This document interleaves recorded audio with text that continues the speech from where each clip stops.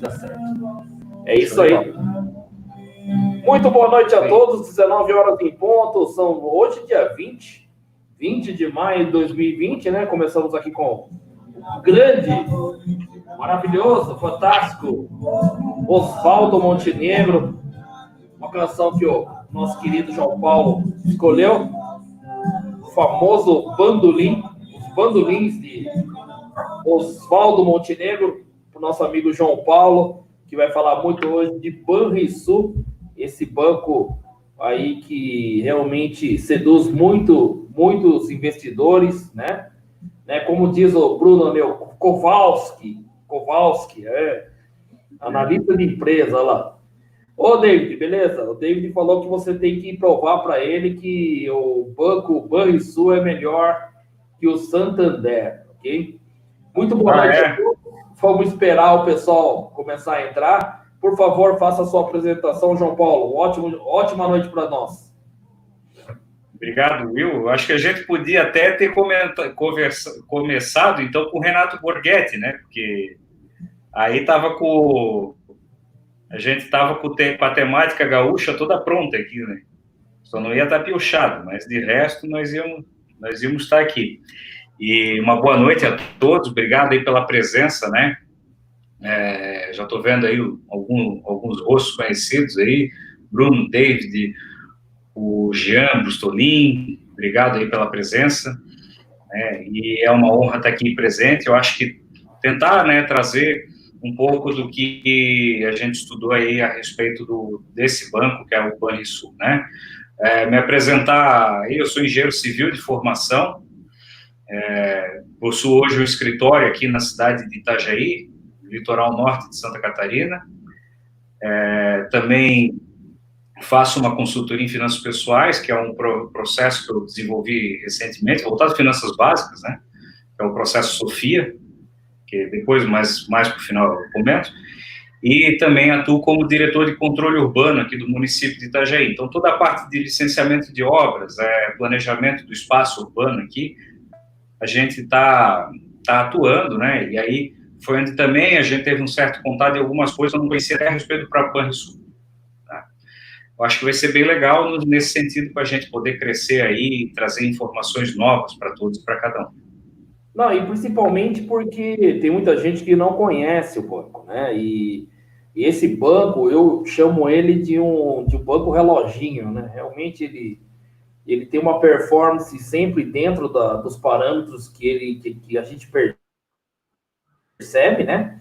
Sempre dentro da performance, nem muito acima, nem muito abaixo, sempre trazendo bons dividendos. E esse banco, o João Paulo, ele não é só querido por você, é por muitos investidores. Tem muitos amigos meus que têm uma boa parte de sua carteira colocada em Banrisul. Eu também tenho um pouco, depois dessas quedas significativas, principalmente no final 6 aí, chegando aí a R$10 alguma coisa, ficou um yield perto dos 2 dígitos, né? E ficou bem legal de estar trabalhando com o Banrisul. E você tem em carteira o Banrisul, né, João Paulo? Ele tremeu aqui. Nossa, será a emoção? Já ele volta. Voltou. Alô? Fala, João. Caiu um pouquinho. Você tem.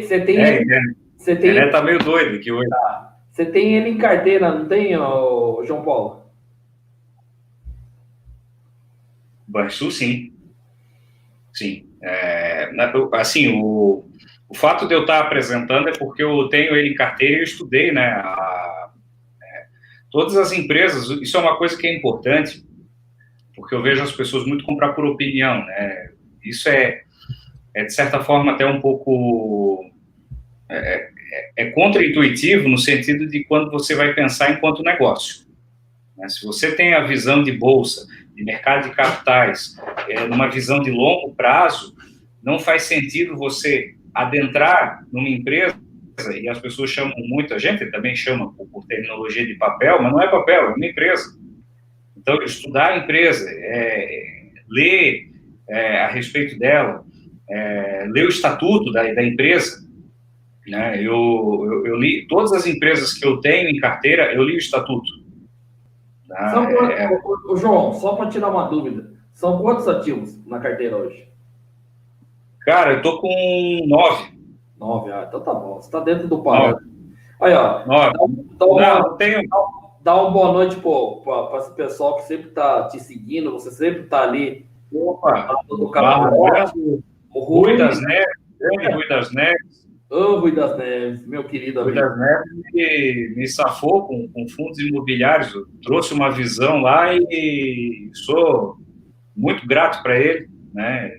Já falei isso várias vezes para ele, não custa aqui falar para todos, né?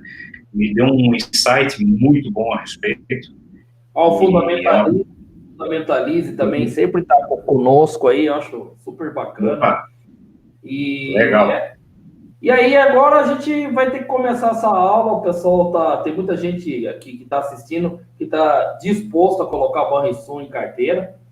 E aí, se você quiser, você pode mandar para mim aqui, você pode começar falando. Eu boto aqui o vídeo aqui, tá?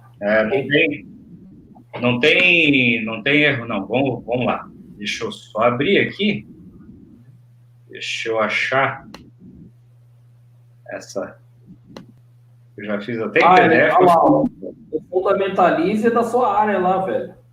Chapecó. Opa, Chapecó. Chapecó. Ele é série A, série B do brasileiro. Eu sou na série D aqui. Itajaí nós temos aqui o Clube Náutico Marcílio Dias. É o clube da turma aqui. Vamos lá. A Luciana aí, ó. A Luciana estava na minha live lá com o Daniel, que colheu bons frutos, né? Foi muito bacana. Opa, obrigado. Eu vou voltar lá de novo na outra semana para a gente falar mais sobre acumulação de patrimônio e outras coisas mais, né? E aí, tudo pronto ou não? Ainda não, aqui não apareceu. Aqui. Vamos lá. Aí, agora sim. Tá aparecendo aí? Apareceu? Fique à vontade. Apareceu? Gente, pega uma caneta, tome nota do que precisar, ou depois vocês assistem novamente a essa aula exclusiva com o querido João Paulo Kowalski. João Paulo, agora você vai ter que dar uma de lato aí. Vai lá. Tá bom. Antes só da gente começar, né, vamos sempre deixar claro, né, que é um estudo de empresa com objetivo educacional, não deve ser interpretado como uma recomendação, né? As opiniões são de cunho pessoal, cabe a cada um a reflexão, inclusive a crítica a esse trabalho, deixar muito claro isso. Ações são consideradas investimentos com riscos, devem ser considerados esses riscos, sendo que a rentabilidade passada não garante futuro, principalmente na situação que nós estamos. E os dados apresentados à companhia e seus pares foram baseados na apresentação do RI, Trademap e também alguns outros sites que estão aqui, que vão aparecer ao longo da apresentação. Tá? Então, isso aqui já é uma primeira coisa que eu queria deixar bem claro, porque as pessoas se baseiam em muitos sites, em muitas coisas dispersas, e às vezes não bebem da fonte. Tá? Beber da fonte é importante. E qual é a fonte? É o RI da empresa. Não tem outra situação, não tem salvação fora do RI. Se o RI já for ruim, vocês já fiquem de olho, tá? Então, eu queria reforçar isso, porque eu acho que é legal a gente tá falando sobre esse tema. Tá? E tem outra situação também, o pessoal tem que tomar muito como nota a questão desse ativo que o João Paulo vai colocar aqui para nós, porque nós estamos dentro de uma crise, mas estamos dentro da maior oportunidade do mercado de capitais. Então, pode ser que essa possa ser o seu próximo ativo a colocar dentro da sua carteira. Então, isso aqui são informações, são conteúdos super preciosos para vocês que são investidores. Por favor, João Paulo, fique à vontade. Eu queria, antes da gente começar a entrar no que é o Banrisul, a gente falar sobre quem é o Rio Grande do Sul. Sim. Onde está situado? O que é o Rio Grande do Sul? Vamos pensar um pouco no que é esse Rio Grande, o que é esse estado, que é a base, né, base do Banrisul. E aí eu peguei alguns dados do Atlas Geográfico do Estado e do IBGE. Né? É um estado que tem hoje uma população de 11 milhões e pouco de habitantes. Essa população ela foi passada o Paraná ultrapassou recentemente, mas é uma população bem substancial, se a gente for parar para pensar em termos de país, ela é um pouco maior até do que Portugal, né? Então, é bastante importante. São 497 municípios, só um pouquinho, pessoal, deixa eu botar o óculos aqui, porque a idade já está... são 497 municípios, então é das cidades, um dos estados que mais tem municípios. Um deles, que é Porto Alegre, tem mais de 1 milhão de habitantes, um com mais de 500 mil, que é Caxias do Sul, e esse dado é importante aqui, ó, 387 tem menos de 20 mil habitantes. Por que esse dado é importante, pessoal? Porque geralmente essas cidades com menos de 20 mil habitantes, muitos são pequenas cidades. Por exemplo, vou dar um exemplo básico aqui, Nova Bassano, a terra do Lírio Parisotto, é uma cidade, sei lá, acho que tem 16, 17 mil habitantes, que tem indústria, que tem, que é a Medavil, por exemplo, de estrutura metálica, empresa grande, tem a lavoura, tem um monte de coisa que a gente vai falar, e geralmente só tem o Banrisul como posto bancário, como agente bancário. Então é importante esse dado, a gente ter isso como premissa. Fora as folhas de pagamento, sendo que os municípios, geralmente, boa parte deles, do Rio Grande do Sul, utilizam o próprio Banrisul para isso, né? É a quarta economia do Brasil, tem um PIB aí, eu peguei de 2017 no IBGE, o dado oficial, né? Então 423 bilhões de reais, é uma economia bem considerável, né?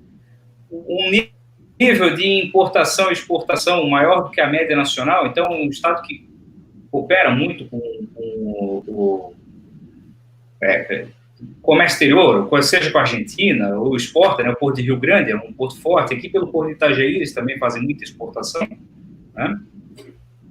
Aqui usando o complexo portuário catarinense, e tem essas participações dos setores da economia, né? 9,1% da agricultura, 22,4% da indústria, 68% dos serviços. Quando se fala indústria e agricultura são divisões básicas, mas a agroindústria, ou seja, o complexo de agricultura, indústria e serviços, um pouco também, participa com mais ou menos 30% do PIB. Então, a gente está falando algo em torno aí de 130 bilhões de reais de contribuição do sistema agroindustrial gaúcho aqui nesse mistério, né? Só mandar um abraço para o meu amigo Luiz Felipe Virginia, aqui de Itajaí, que nos prestigia aqui no canal. Você não pode esquecer, senão você vai dormir. Você vai dormir na casinha do cachorro hoje, se você não mandar um abraço para sua esposa, que está aqui também. Minha esposa está aqui? Opa, minha esposa está aí. E o cachorro está ali também, comeu o óculos dela. Eu recebi no Instagram aqui, o compartilhamento dela. Sim, ela está assistindo. Como é? Eliane, né? É isso? Eliane. Isso aí. Eu recebi aqui. Eliane, beleza, isso mesmo. Investidora também, tá? Investidora. Mano, fico muito investidora.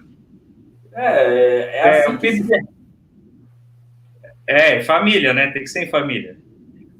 Sim. O PIB per capita, né? Do Rio Grande é um PIB de 37 mil e poucos reais, aí, dados de 2017, e maior do que a média nacional, um dos maiores. E aí eu trouxe uns destaques ali, ó. Ele é o primeiro, principalmente no agro, é a primeira produção em arroz em casca, e uma coisa que talvez poucas pessoas saibam, ele é o terceiro em soja. A gente associa muito a soja com o Centro-Oeste, mas o Rio Grande tem, né, soja e uma participação bastante grande nesse assunto, além de outros. Tabaco também é muito forte, tem o setor metal mecânico, que é muito grande, própria parte de tecnologia. Então, tem regiões, né, o Vale do Rio dos Sinos, as Missões, a própria região metropolitana de Porto Alegre, tem um polo petroquímico grande. Então, é um Estado que tem uma relevância econômica para o país muito grande, em que pese as dificuldades que passou, né? E as sazonalidades que a gente sabe que esse setor agrícola ele faz passar, né? Então, os principais produtos, né? Soja, tabaco e automóveis, muito por causa da AGM ali em Gravataí, né? Então, quem que é o Banrisul? O Banrisul ele foi fundado, e aí estou trazendo esse contexto, porque ele é importante para a gente entender como é que ele chegou até aqui. Ele foi fundado lá em 1928 como o Banco do Rio Grande do Sul, pelo Getúlio Vargas, era o governador do estado. O objetivo inicial ele era financiar o campo, né? Os produtores ali. A gente tem que lembrar que nesse contexto vinham as imigrações, né? Uma série de outras coisas. E nesse contexto a gente teve o crash de 29, teve a quebra do Banco Pelotense, que era um banco muito forte, até as terras onde é o aeroporto Santos Dumont, no Rio de Janeiro, hoje, até hoje tem um debate que elas seriam do Banco Pelotense, quebra do Banco Popular, tem um crescimento do setor agrícola e industrial, principalmente de arroz, a decadência do setor do charque e o crescimento da intervenção do Estado na economia.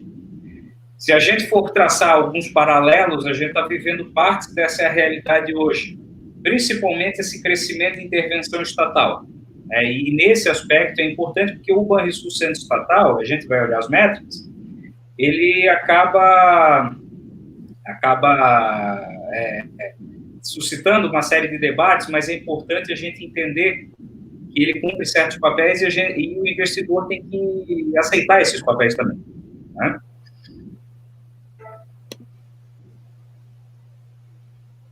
Então, a estrutura societária do Banrisul hoje, o estado do Rio Grande, vou tentar dar um zoom aqui, para o pessoal ver, tá? O zoom vai melhorar bem, isso.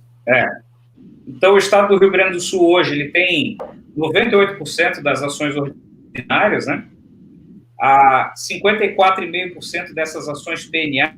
E o que acontece? O Banrisul é um dos poucos bancos que tem essas ações PNA e PNB, né? Aliás, companhia no geral da Bolsa.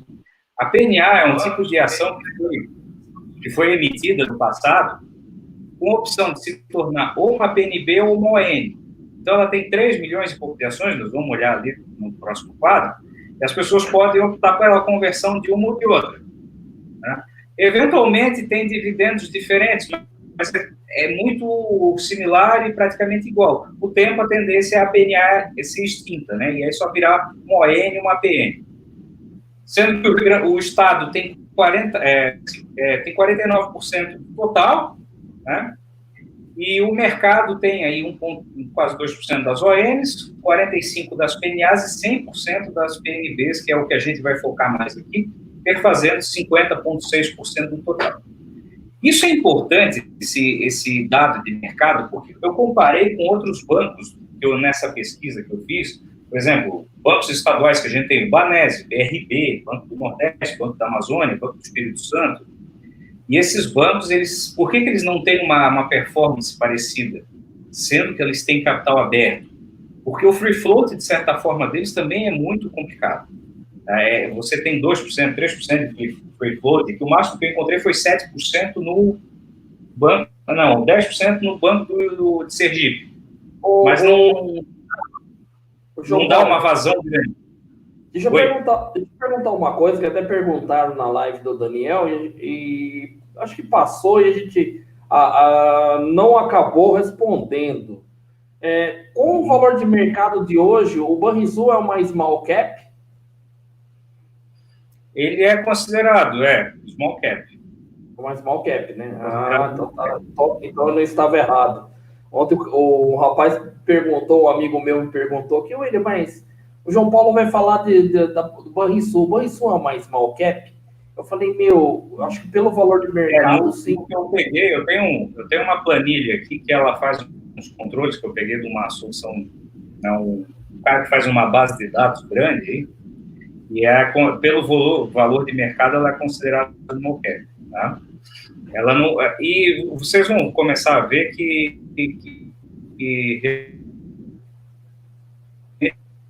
os maiores bancos, realmente não é uma coisa grande, mas ainda assim não é uma empresa grande, mas é uma grande empresa.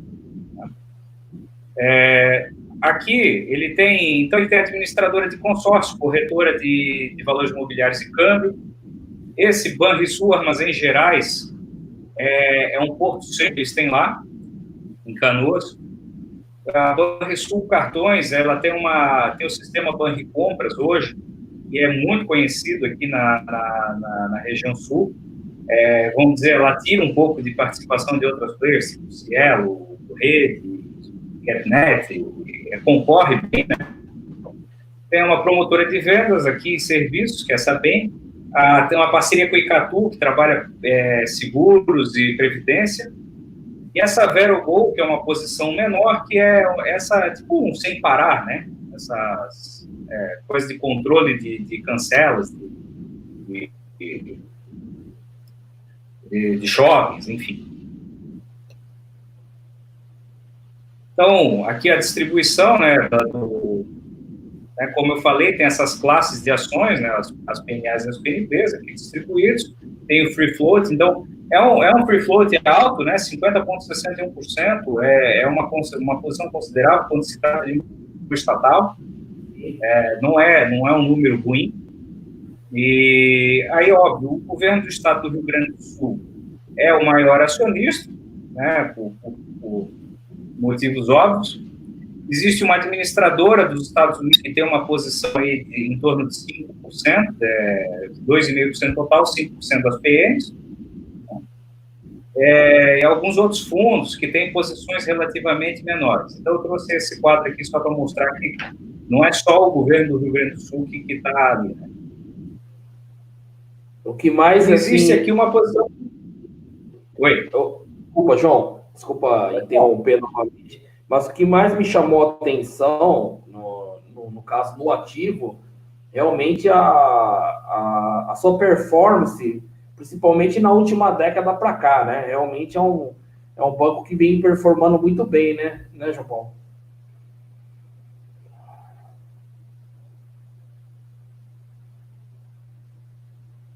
Opa, silêncio aí. João. Volta, João. Só eu falar da performance do negócio, ele parou ali, mas ele já volta, gente. Então, travou e eu vou continuar aqui, entendeu? Seguinte, ó, teve um aqui que perguntou que ele queria ver o Beira-Rio. Eu prefiro a Renata Fã, amigo, do que o Beira-Rio. Pode fazer suas perguntas aqui, já ele tá de volta aqui, né? Eu prefiro a Renata Fã que o Beira-Rio. Olha lá, saiu aqui, mas daqui a pouco ele volta. Vamos lá. De todos vocês que estão aqui, as 70 pessoas que estão aqui, todas têm o Banrisul como ativo em carteira? Como que é? Alô? Oi. Oi, voltou. Onde é que estava? Não, você começou a mostrar lá e eu falei da performance do ativo na última década. Me chamou muita atenção, tá? Aí você vai... A gente vai... Oi, tá vendo agora? Deu, aí, vamos lá. O que acontece ali, e aí eu estava falando, acabou caindo aqui.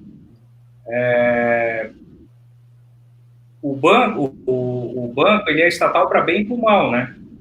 Então, quando a gente observa essas questões, e o Banrisul realmente ele é um banco que nos últimos anos ele se saiu bem, apesar dessas questões políticas, que a gente sabe que existem, mas ele entrega resultado. E aí existe uma razão para isso, de certa forma, tá? Mas vamos, ao longo até na questão de riscos, a gente traz isso. Então, ele é o 10º. Ô, João Paulo, entrou outro especialista em Banrisul também. Adivinha quem é? Tá no nosso...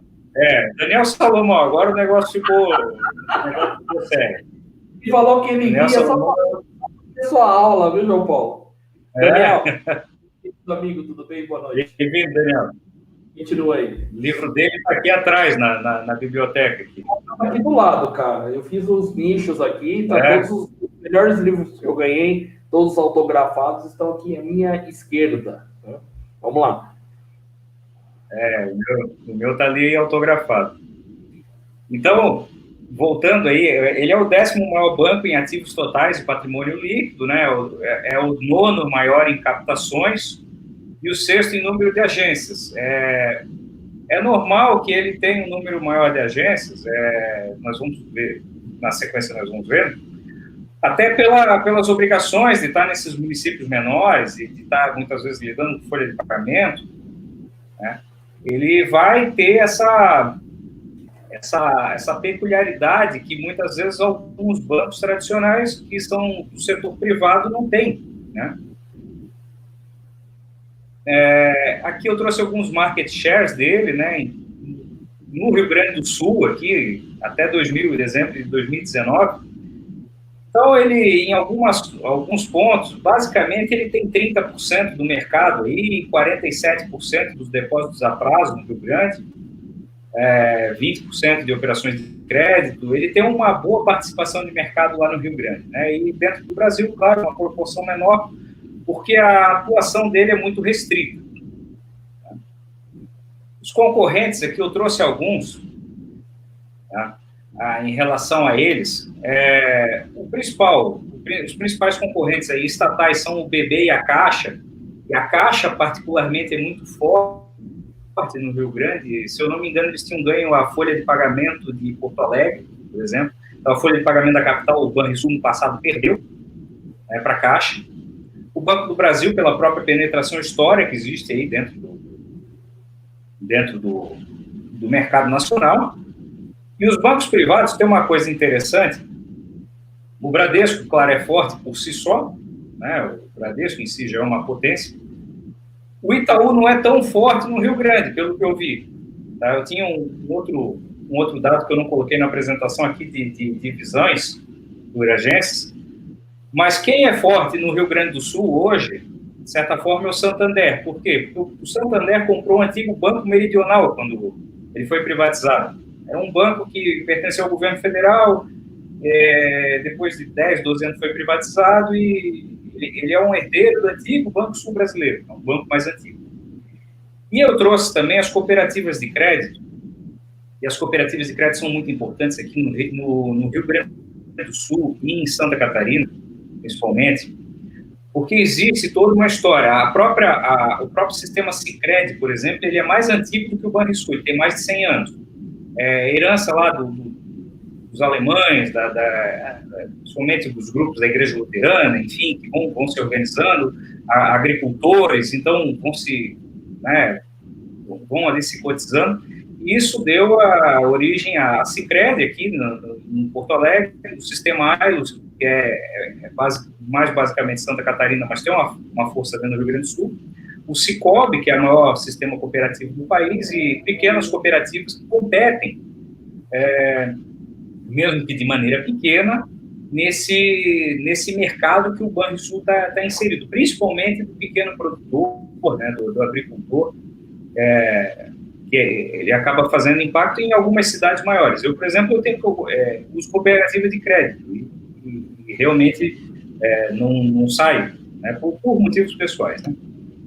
Viu, João Paulo? E o que dá para perceber quando você fala das cooperativas de crédito, as cooperativas de crédito, elas funcionam muito, principalmente aí no sul do país, né? Aqui no estado de São Paulo, no sudeste, algumas delas muito grandes acabaram falindo, entendeu? Mas no sul, por a gente ter, não sei se, né, o gaúcho ele tem uma característica diferente, né?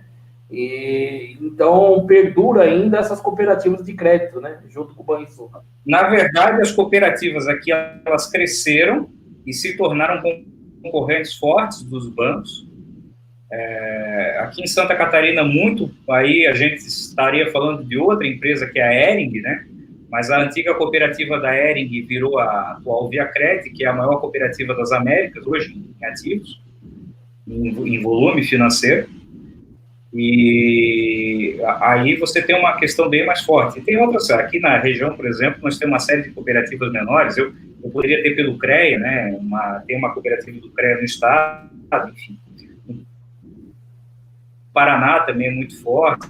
E não só isso, as empresas são em sistema cooperado, né? Até do próprio ramo alimentício, você pega a Aurora, a BRF funcionou quando trabalhou em sistema meio que cooperado com os funcionários, quando veio ali o Abílio Diniz, acabou ferrando com um monte de coisa, porque o sistema cooperado ele pressupõe alguns laços dentro de cadeias, mas isso é para outra conversa, né? Mas é muito forte e faz, apesar do volume financeiro ser pequeno, frente ao que o banco, por exemplo, e outros bancos têm, eles entram em áreas que talvez o banco poderia estar entrando, né?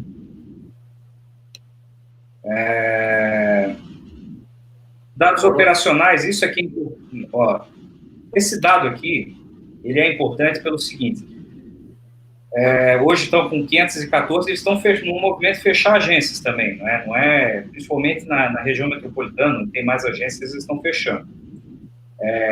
O Banrisul, no passado, fez um movimento de tentar crescer também em Santa Catarina e em outros estados. Aqui em Itajaí teve agência, já fechou, aí concentrou em Balneário Camboriú, que é onde tem muito gaúcho assim, morando, eles vão plantando, né? Lages, que é o Planalto Norte, então, Planalto Serrano, aliás, Chapecó tem, se eu não me engano. Então, existe essa entrada em Santa Catarina com essas 17 agências, mas vê que basicamente é um banco gaúcho, tá? Com esses 1.000 e poucos pontos de atendimento. Aqui é onde a gente vai, antes de entrar em números mesmo, porque isso aqui explica até porque que o banco hoje ele não está tendo, por exemplo, uma previsão de devedores duvidosos tão alta quanto outros bancos. Tá? Carteira de crédito conservador e sustentável.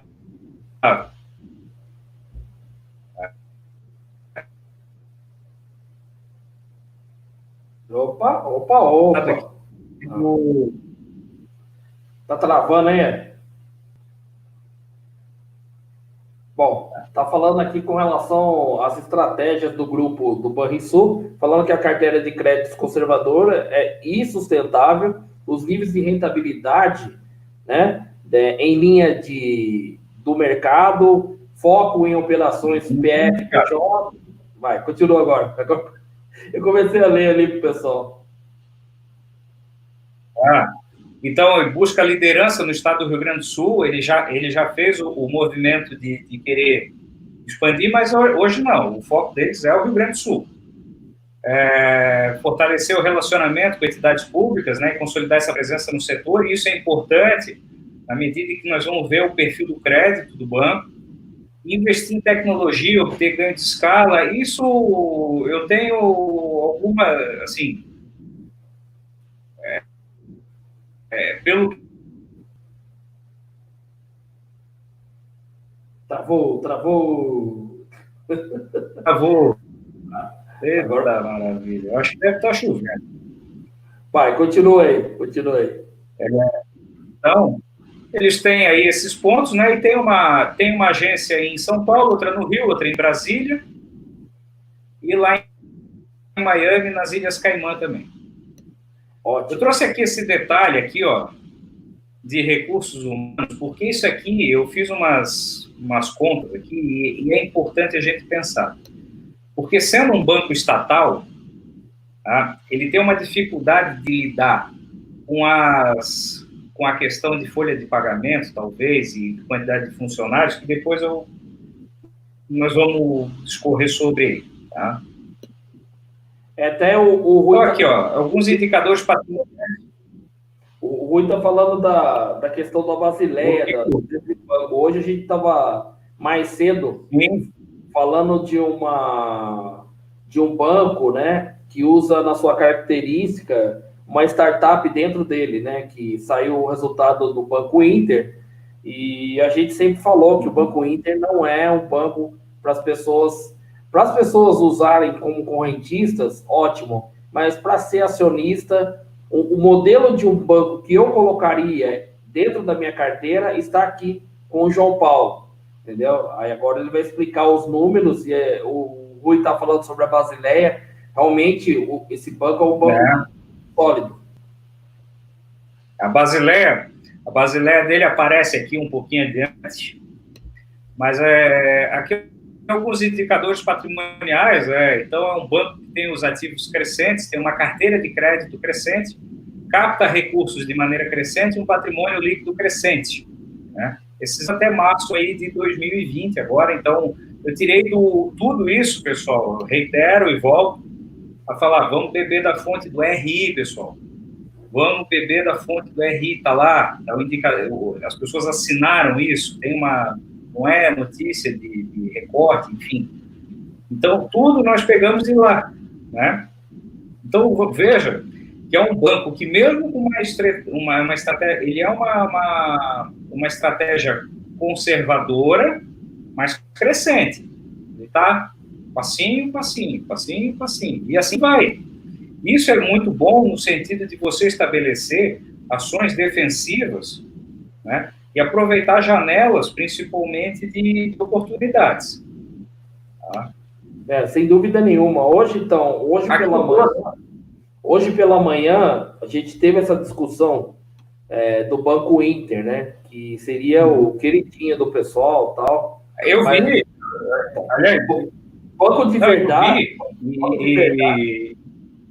Banco de verdade é esse aqui, cara. Esse aqui. Por isso que eu trouxe o João Paulo, para vocês verem a estrutura de um banco que funciona de verdade.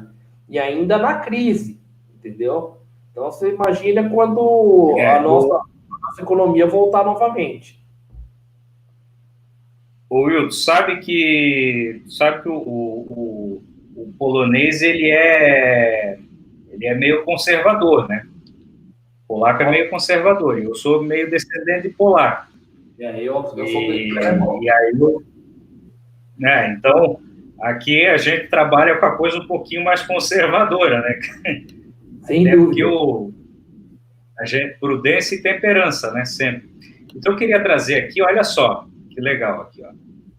O lucro, ele teve uma queda no lucro, é natural aí, que tem ocorrido no primeiro trimestre, e eles explicam isso pela questão da variação da taxa Selic e pela questão de mudanças na regra do cheque especial também, já estão sendo algumas movimentações, então eles já previam que isso aconteceria, e foi um movimento que aconteceu naturalmente com os bancos em geral, né? Além do próprio aumento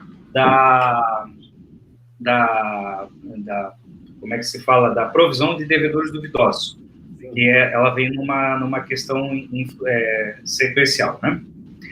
Ele tem uma margem, ele caiu a margem financeira, caiu o resultado operacional, tudo em linha com o mercado. Então, tudo que aconteceu com o banco recentemente foi muito em linha com o que aconteceu no mercado. Índice de eficiência, uma pequena oscilação, e o retorno sobre patrimônio líquido, né? Também teve uma pequena redução, normal num ambiente de baixa de taxa Selic, que a gente sabe que é um pouco mais, um cenário um pouco mais desafiador para o banco, mas ainda assim trazendo um pouco mais de retorno, né? Sendo que no webcast que teve sobre os resultados, eles citaram muito que estão conseguindo captar a 70% da captação de recursos do banco, está 90% do CDI, então eles estão conseguindo fazer um spread aí e conseguir entregar algum resultado, mesmo dentro dessa estratégia um pouco mais defensiva, né? O banco, ele trabalha com intermediação financeira, tarifas e serviços de outras receitas ali eventuais, né? Então é um banco que trabalha, ele tem muito forte a questão do crédito pessoa física, principalmente, então não é tarifa de manutenção de conta que vai né? E aí entra na questão do que são desses concorrentes digitais. Eu, né, não vou trazer isso hoje, porque hoje nós vamos falar de Banrisul aqui. Sim. Mas ver que isso é em linha com o que o mercado também faz de certa forma, né? E aqui o índice de Basileia, né, só para lembrar, é aquilo que o banco tem que ter ali em recurso para poder fazer segurar o rojão, né?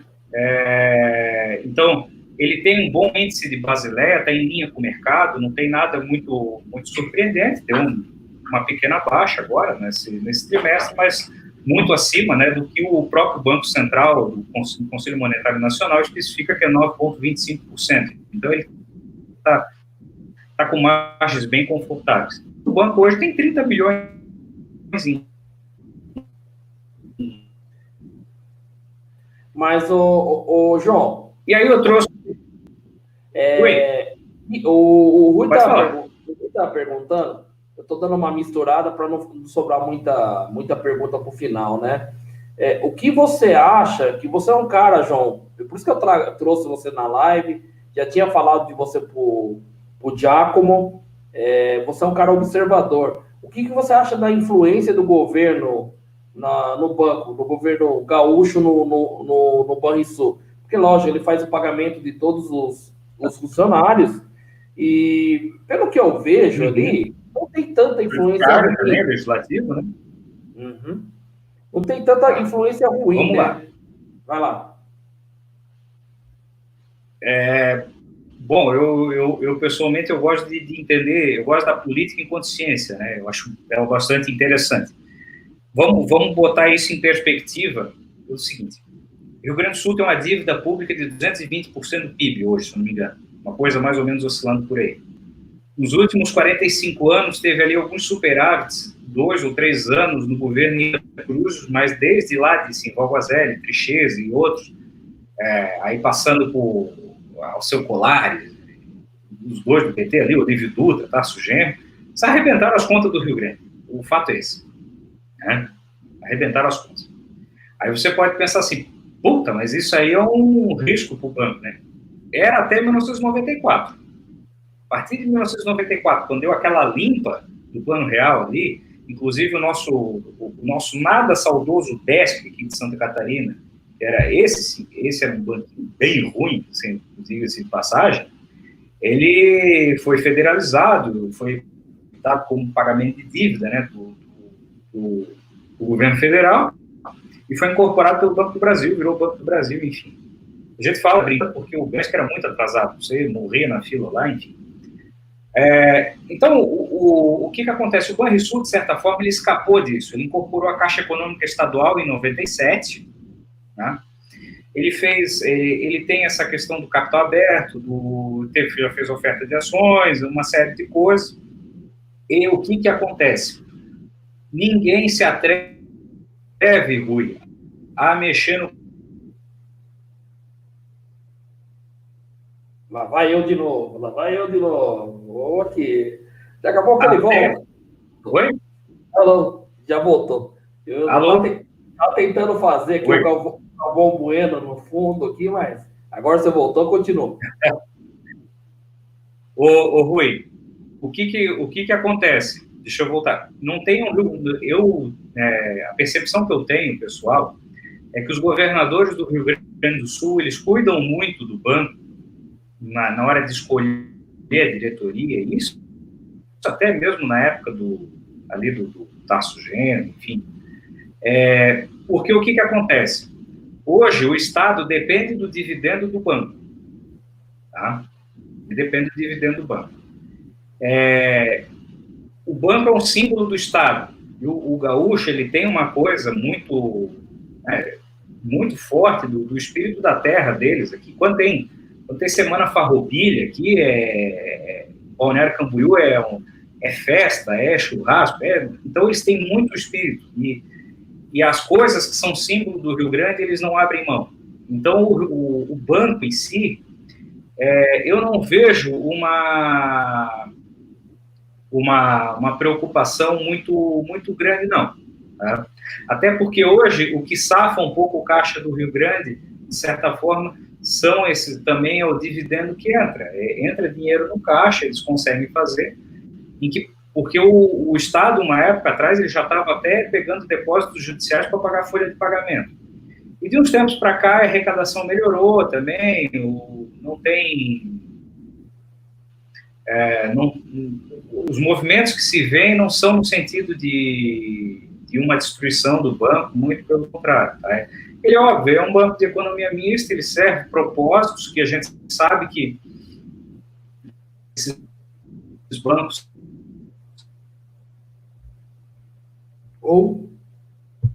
Olha eu aqui. Com perfis, né? Oi? Não, continua. Travou? travadinha, mas continua aí. Vamos lá.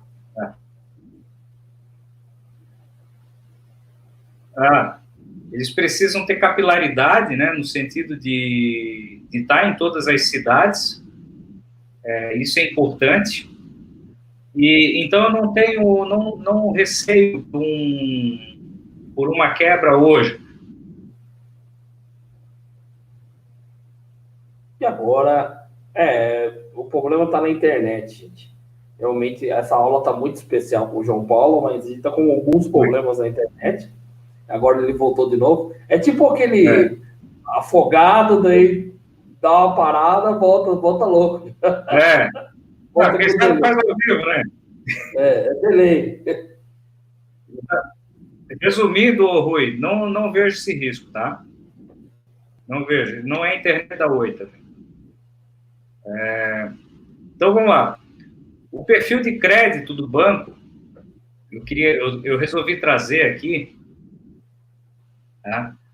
Porque o que acontece? Se vocês forem observar aqui, ó, ele tem uma entrada muito forte na pessoa física em relação à pessoa jurídica.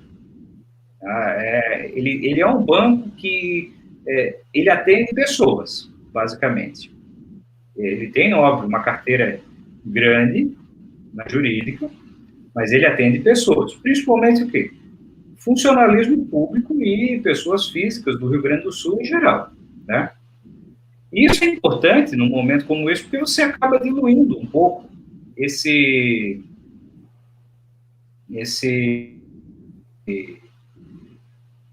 risco, né? E aqui a gente tem os níveis de risco, ó. 88% da carteira de crédito do banco tem risco normal, desde o A até o nível C, né? E percentuais pequenos, alguns percentuais menores ali, oscilando um pouco a mais, e as maiores categorias de risco, que essas exigem maiores provisões para devedores duvidosos, né? Então, vejam, é um banco que ele tem um perfil de cliente e pelo perfil defensivo que ele atua, a carteira de crédito dele não é um risco em si, né? Para ele, Banco Banrisul. Né? E aqui eu trouxe um dado um pouquinho mais esticado. Então, ó, ele tem, de maneira bem diversificada, né, para o setor privado, para a pessoa jurídica aqui, todo mundo, e a pessoa física aqui embaixo, ele tem vários setores, né, e não tem uma concentração em um setor específico. Ele tem aqui maior no setor de educação, saúde e outros serviços sociais. Isso é um pouco função social do banco também, por ser um banco estatal. E no setor de alimentos, bebidas e fumo, por quê? Porque o Rio Grande também é o maior produtor de tabaco do Brasil. Aí vocês podem pensar, pô, mas tabaco vai acabar. Tudo bem, ele pode ter diminuído, mas ainda é muito forte. O setor, principalmente região, acho que de Venâncio Aires, se eu não me engano, é uma região produtora muito forte.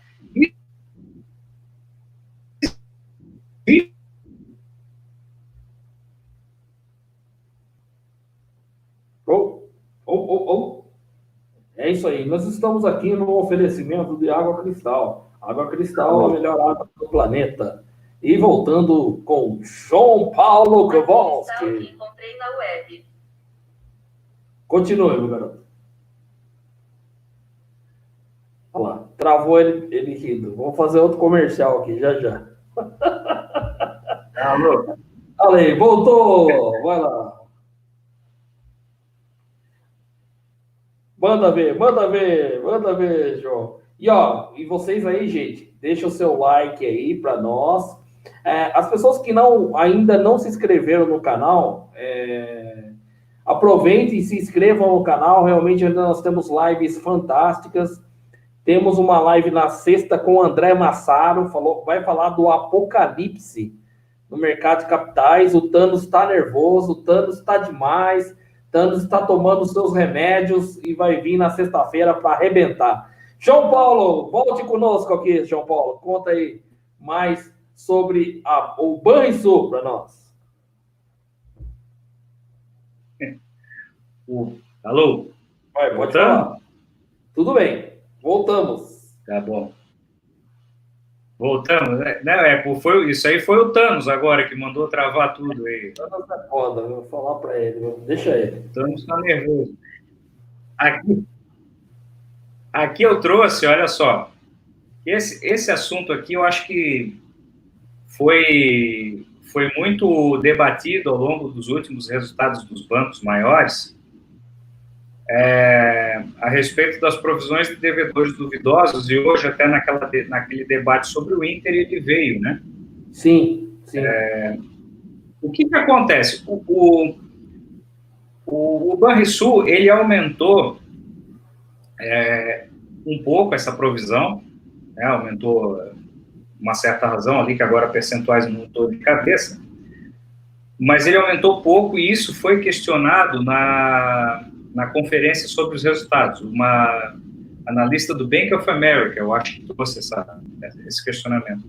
E eles falaram justamente o seguinte: olha, nós temos uma carteira defensiva, então a gente está fazendo proporcional à instrução a instrução do Conselho da CVM, não, do Banco Central, se eu não me engano, a respeito de provisões, e está em linha com o que a gente entende. Por quê?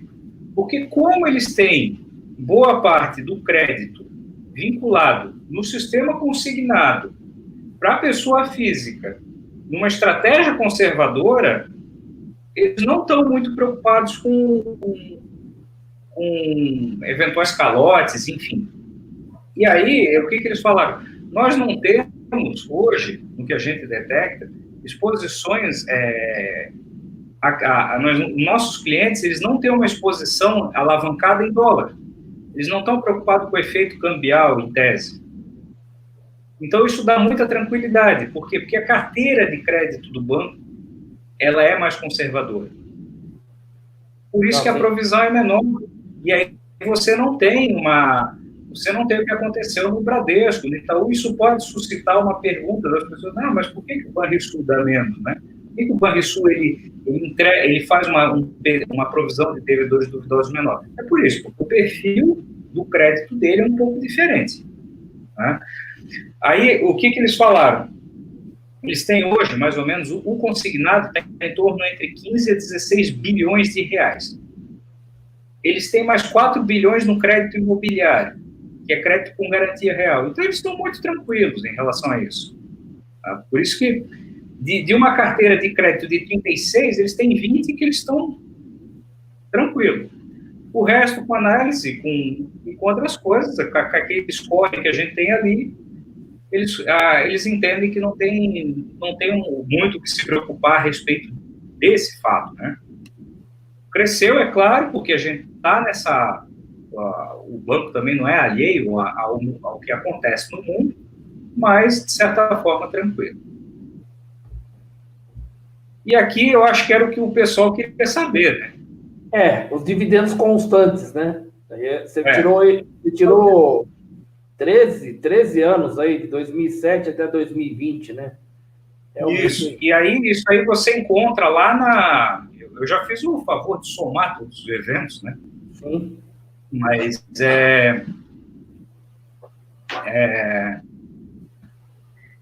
basicamente, eles, desde 2007, eles estão pagando ali, não tem muito erro, geralmente trimestral. Eles pagam muito por JCP, então, juros sobre capital próprio, já lançam com uma despesa financeira, né? E, claro, isso deve, até em função das nuances que nós estamos enfrentando aí, deve sofrer uma alteração, né, o limitado. Payout em torno de 40%. O Pedro perguntou de privatização do banco. O Banrisul só pode ser privatizado mediante um plebiscito, porque a Constituição do Rio Grande do Sul assim o estabelece. Tá? É mais fácil, Pedro, eu começar a torcer para o Grêmio e para o Inter que privatizar o banco. É mais fácil o Inter cair para a segunda divisão de novo. Então, é bem... Só vai ficar bravo. É bem improvável. Mas, assim, não vejo essa possibilidade, tá, Pedro? Não, até porque o sentimento, o sentimento da coletividade lá no Rio Grande do Sul é que é um banco do patrimônio histórico. Enfim. Patrimônio eu não histórico. vejo patrimônio, se tivesse entregando prejuízo, tudo bem, mas não vejo isso, tá? Não vejo esse cenário de privatização. A margem bruta do Banrisul é enorme, né, cara? É cerca de 43% a margem bruta dele. Tu vê que eles entregam aqui esse resultado, tá na faixa aí, ele nunca é o banco que mais paga, nem é o que menos paga, né? Ele tá ali intermediário, e com payout sempre na faixa de 40%. Isso é importante, porque ele não força a barra para ficar pagando dividendo, mesmo e vê que o Estado está ali, né? Então, hoje ele é um banco que ele paga isso aqui com um payout em torno de 40% do resultado, né? Agora, esse ano deve baixar ali para os 5%, né? E aí eu trouxe uma comparação aqui, e aí eu quero aqui fazer a justa homenagem que eu me inspirei numa tabela que o Dr. Daniel Salomão fez numa live com o professor Giacomo, como base, né? E eu fiz uma comparação dele com o Banco do Brasil, né, que é um outro banco de economia mista, por isso que eu escolhi o Banco do Brasil, o Bradesco e o Itaú, ou seja, são os três maiores concorrentes dele ali. O Itaú não, ele perderia para o Santander, no caso, mas são três concorrentes dele bem consideráveis aí, né? Então eu peguei as máximas e fiz aí o fechamento ali, peguei agora há pouco, esse dado pode oscilar um pouco aí, em relação a valores, talvez de aftermarket, enfim, não cheguei a conferir, né? Uma máxima aí nas últimas 52 semanas, uma mínima de cada um, e aí a gente vê que o banco, ele realmente ele é penalizado, né? Ele é penalizado pelo fato, talvez, de ser estatal, pelo fato dele ser regional, o mercado o penaliza mais, né? Ele tem uma queda maior, em que pese que não está uma diferença tão gritante em relação aos outros bancos nacionais, né? Não, sem dúvida. E tem outra coisa, João, tem que enfatizar também que é o primeiro setor que é favorecido na hora da volta à economia. E isso pode causar inadimplência, mas pode causar muito lucro, entendeu? Isso a gente estava falando no grupo também hoje, né? É o primeiro setor que sente as turbinas da economia sendo ligadas, né? Sim, e outra coisa, né? A própria capilaridade do banco hoje acaba ajudando, de certa forma, também. E aí a gente tem que considerar, por que eu fiz aquela explicação lá de trás do banco também, aliás, da economia do Rio Grande do Sul. Porque sendo uma economia agroexportadora, com a taxa de câmbio que a gente tem, pode ser que alguns setores da economia do Rio Grande se beneficiem bastante. O setor agroindustrial, principalmente o agrícola do Rio Grande do Sul, ele sofreu muito no início do ano com uma seca, tá? Agora, se ele começa com exportações a compensar e ter resultados, óbvio que se reflete nos depósitos, se reflete nas operações de crédito, né, o potencial exportador, enfim. E aí, o que acontece? Mas ele sempre vai ser um banco mais volátil do que os outros bancos, tá? Isso é normal, e quem for fazer essa análise tem que considerar isso. Ele nunca vai ser o seu o must buy, talvez, né? Ele tem um lucro por ação aí que teve no ano passado de bom, né? R$ 3,13 no último ano. Eu acho que a métrica que é interessante aí de preço sobre lucro dele está um atrativo muito baixo. Esses aqui eu peguei, só para constar, peguei no Trademap, Status Invest, conferi no invest.com e no próprio RI, algumas coisas. Então, do Trademap, o Status Invest pode ter uma diferença, tá? Porque o Trademap, ele está trabalhando com a base de dezembro, isso afeta muito as métricas, e o Status Invest estava trabalhando com o TTM, né, os últimos 12 meses. Então, são métricas um pouquinho mais atualizadas. A hora que o Trademap atualizar, vai ficar tudo igual. O PL, então, está muito bom do Banrisul, realmente, assim, quando a gente pensa 3,63 anos, a gente está falando daqui a pouco, né? 40 meses. Ele tem ele tem um VPA de R$19 e pouco, e hoje está sendo a 11,27, né? Então ele está 0,58 do preço. O retorno ROI, né, ele está em 15,89, deu uma baixada recentemente, está ali um pouquinho melhor do que o outro, do que os outros bancos, o Itaú e o Banco do Brasil. E o ROI aqui, ele é o retorno sobre todos os ativos, que é uma métrica bastante interessante a respeito, porque aí a gente vê também o quanto que ele consegue trabalhar com capital de terceiros. Ele está aí com um bom valor, né, de 1,55%, um retorno de 1,55% atrás do Bradesco. E aí eu queria trazer, deixa eu ver onde é que eu botei isso aqui, porque é tanto do papel aqui que... eu pesquisei a nível internacional, Will. Olha só. Bank of America, tá? PL de 9, o ROI de 9,33 e o ROA de 0,97. Bank of America, nós estamos falando de um gigante.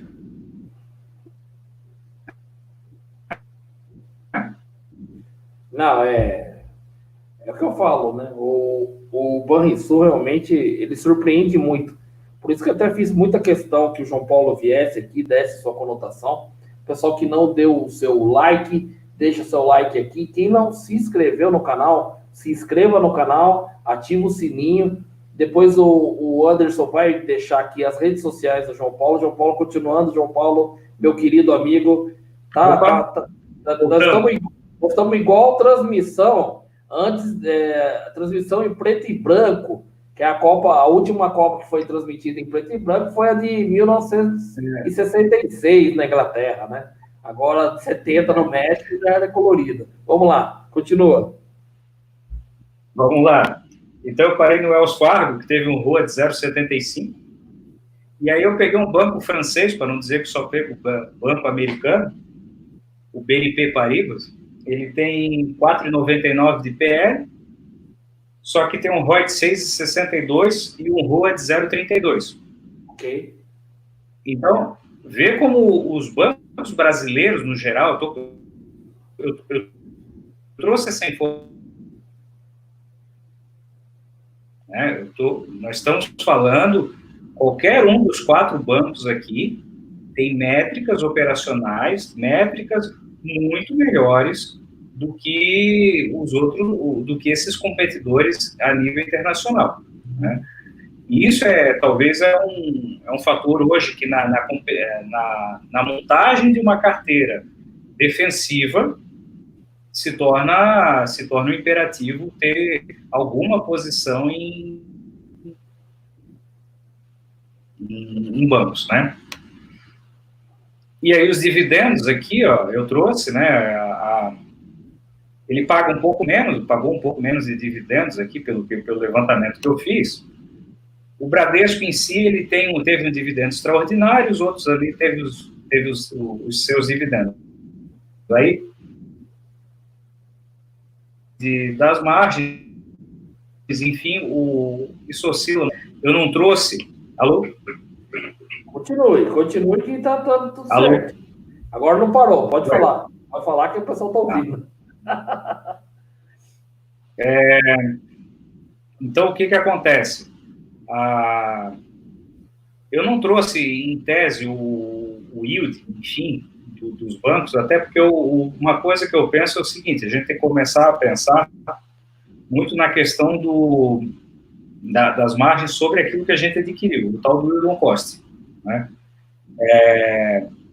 Porque dependendo da janela, e hoje isso é importante, dependendo da janela que a gente está entrando agora, nós vamos entrar em oportunidades que esse banco e os outros também, né?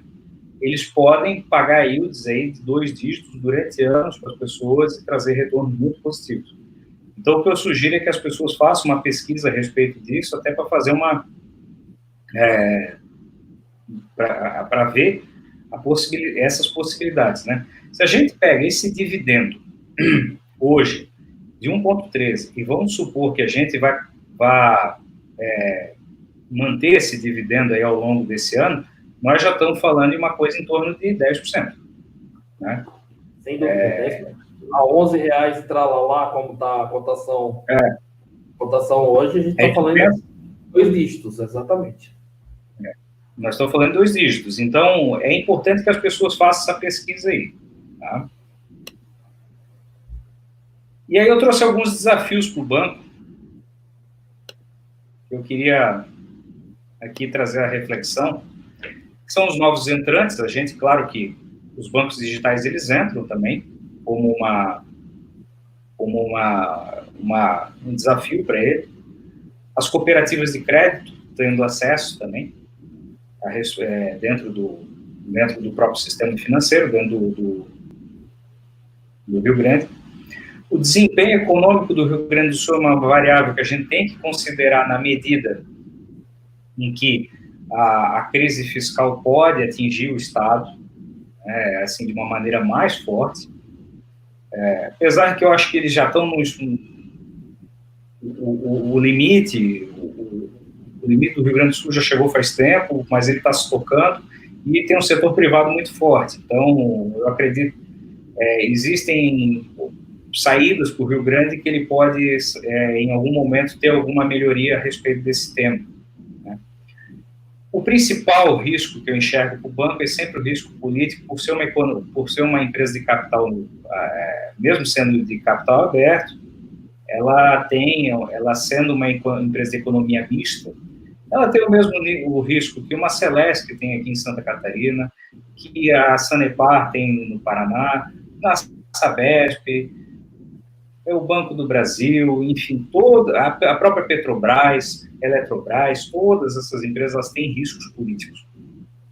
Isso é importante as pessoas terem a noção para poder botar na sua matriz de análise. Um outro risco que eu trouxe aqui, e é importante, a gente está vivendo um momento que nós estamos vivendo um risco sistemático, né? Ou seja, a economia, essa roda aí está travando, está engripada, então, o sistema produtivo, as cadeias de suprimentos, elas estão com problema, né?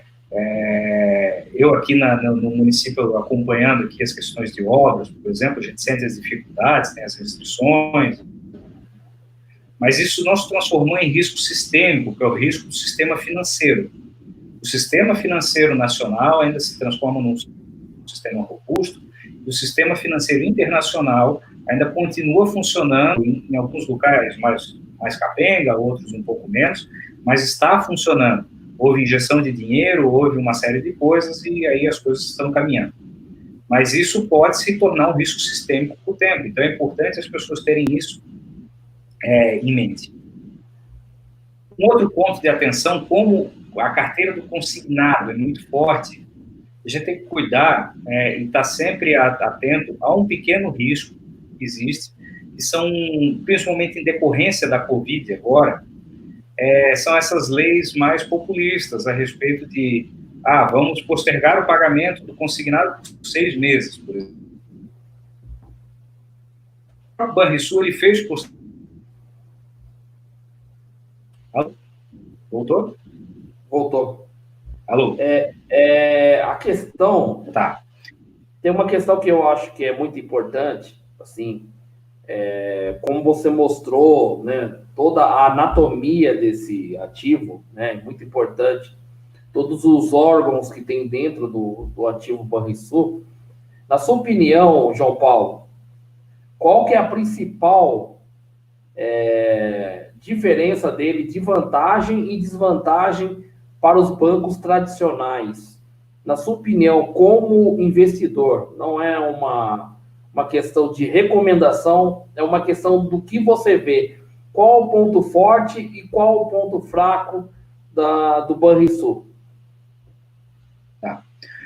O ponto forte que eu vejo hoje é que a administração do banco, mesmo sendo um banco estatal, e ele é um banco consolidado, ele já tem mercados cativos, né, dentro da dinâmica do Rio Grande do Sul. Ele consegue, inclusive, hoje, mesmo com uma redução de receita, ele tem conseguido entregar resultados melhores de lucro por questões administrativas. Ele reduz custo, ele melhora eficiência, ele tem buscado melhorias de eficiência, ele não tem inchado seu quadro funcional, então isso, em que pese que é um quadro funcional, depois só para completar aqui eu tenho outro dado final a respeito disso, ele tem conseguido entrar e entregar resultados. Eu acho que a melhor mostra disso são os dividendos que ele tem entregue ao longo desses anos.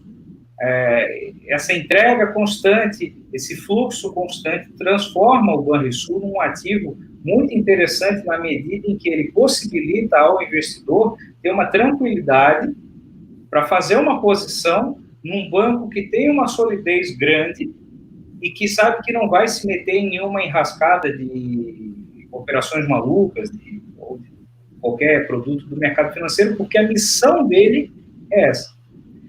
O maior risco que eu vejo para o Rio Grande do Sul, não, para o Banrisul, tá? Eu coloquei aí nesse desafio. Ele tem uma questão de perfil demográfico, que é um pouco complicado, o envelhecimento da população e Opa. Oi? Aí, continua. Voltou? Agora continua. De novo.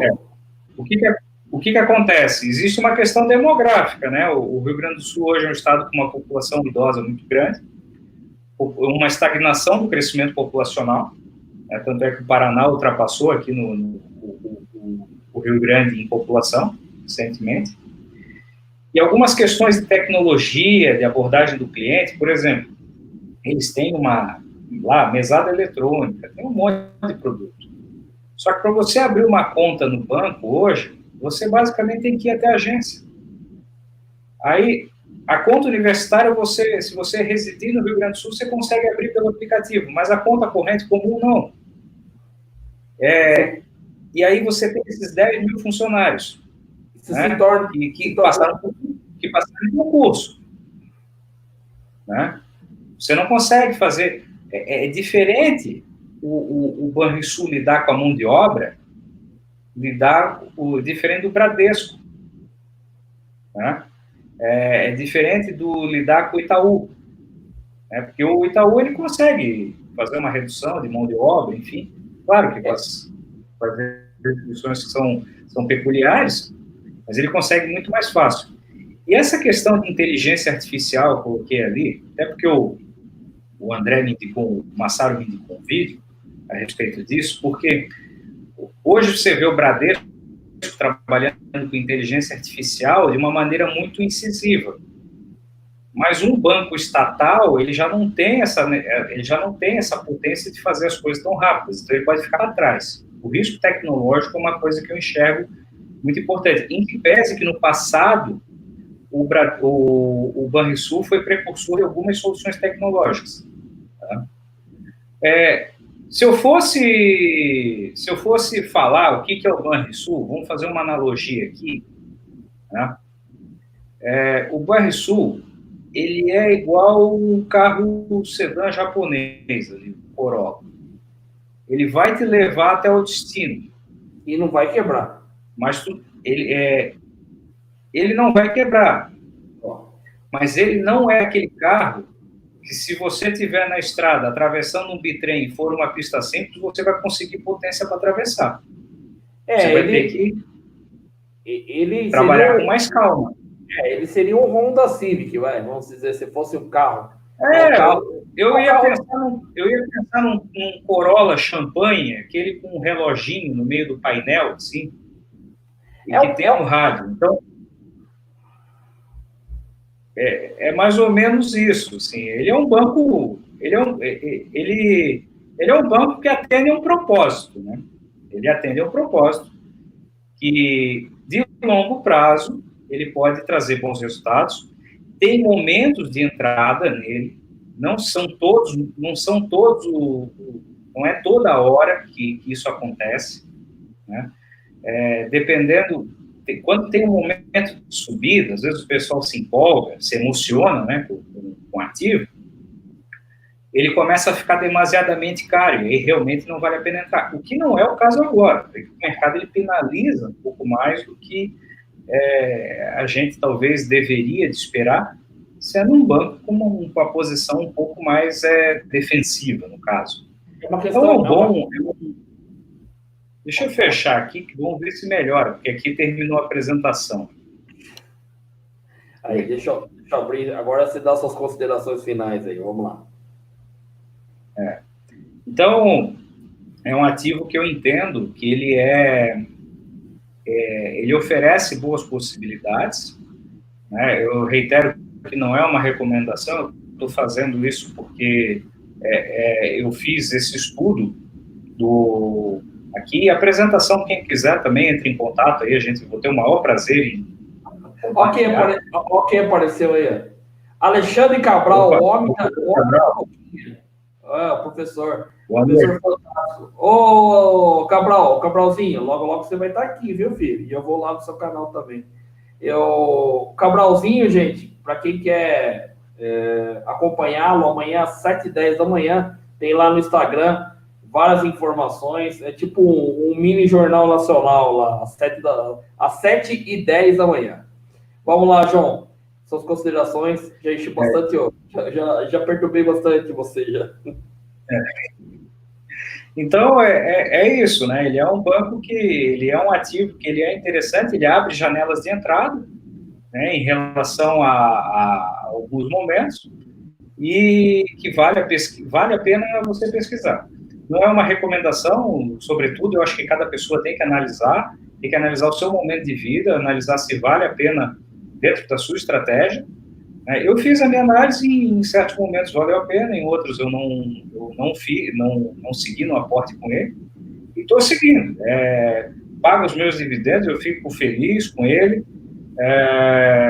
e realmente eu acho um ativo interessante. Ele tem, eu reitero, ele nunca vai ser o top das galáxias, e nem vai ser o pior, a bacia das almas. Ele vai sempre transitar. O que o João Paulo está resumindo com relação a esse ativo, né, o Banrisul, é o quê? É que nesse momento, com o ativo valendo entre 10 e 11 e tralalá, ele é um ativo que você pode ser sócio dele. Se você é um cara buy hold, você vai comprar ele e guardar ele.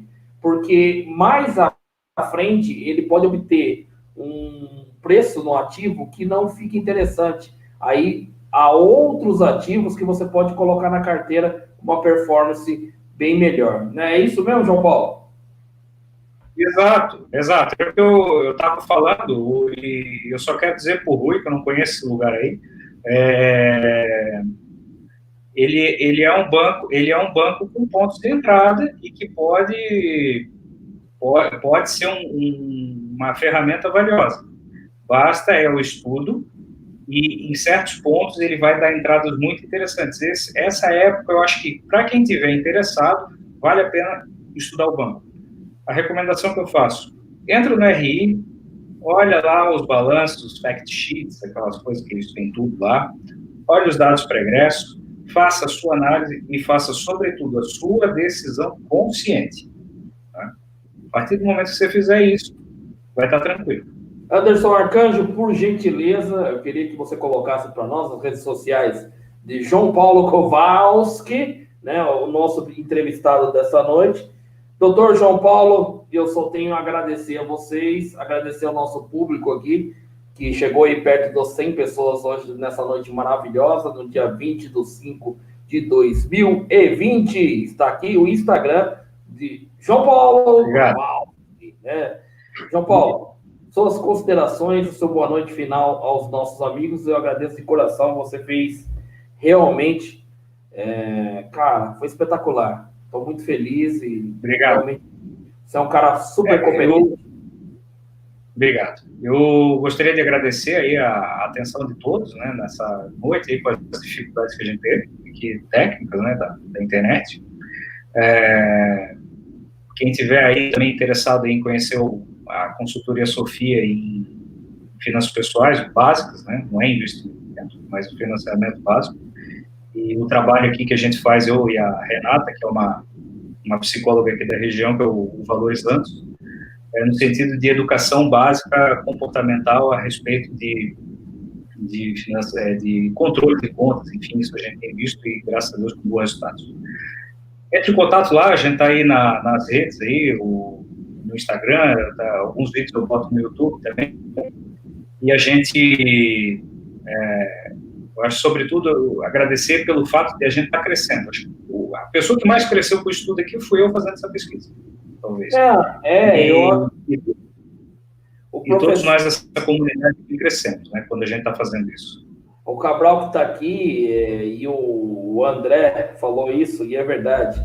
Quando você consegue se expor um conteúdo tão valioso como você colocou hoje à noite, só tenho certeza absoluta que você aprendeu ainda mais por expor mais uma vez esse conteúdo e ele te traz uma tradução mais completa do ativo e essas pessoas ficam muito felizes aí de ter você como uma pessoa que realmente tem competência para mostrar aí tudo sobre os ativos aí do nosso mercado de capitais.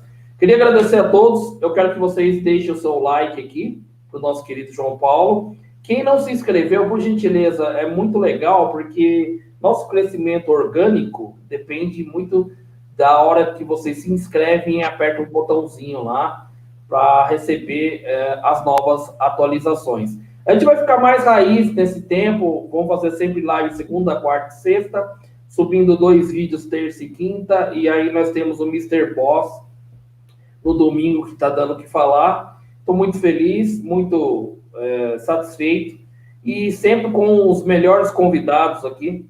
João Paulo aprovou aí, né, João Paulo? João Paulo, para terminar aí, eu vou mandar uma musiquinha para você aqui, não vai ser nacional. Ô, Alexia, vamos lá, Alexia. Ih, a Alexia não está querendo funcionar. Alexia, toca aí, vamos lá, o que podia fazer pro garoto aqui? Toca Barry White. Barry White? Ah, peraí então. Alexia. Toca Barry White, Just Wave War.